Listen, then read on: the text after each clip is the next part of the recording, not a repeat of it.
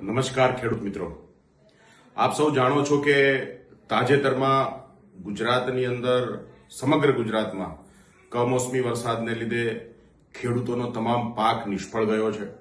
સાથે સાથે વર્ષોથી ખેડૂતો અને ખેતી ખતમ કરવા માટેની નીતિથી આગળ વધી ભાજપે હંમેશાથી ખેડૂતો સાથે અન્યાય કર્યો છે અને એવા સમયમાં આમ આદમી પાર્ટી ગુજરાતના ખેડૂતોનો અવાજ બની રહી છે।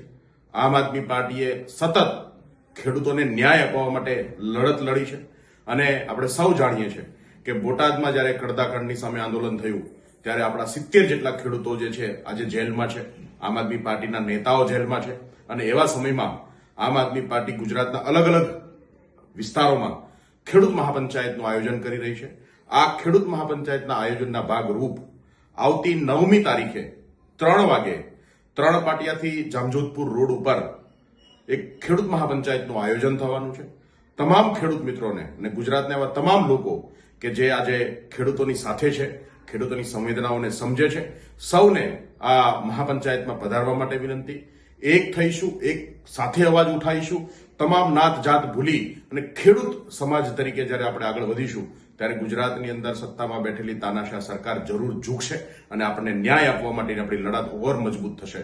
તો આપ સૌ ખેડૂતોને આ 9 તારીખની ખેડૂત મહાપંચાયતમાં ઉપસ્થિત રહેવા માટે સૌને ભાવભર્યું આમંત્રણ છે। જય હિન્દ, જય ભારત, જય કિસાન।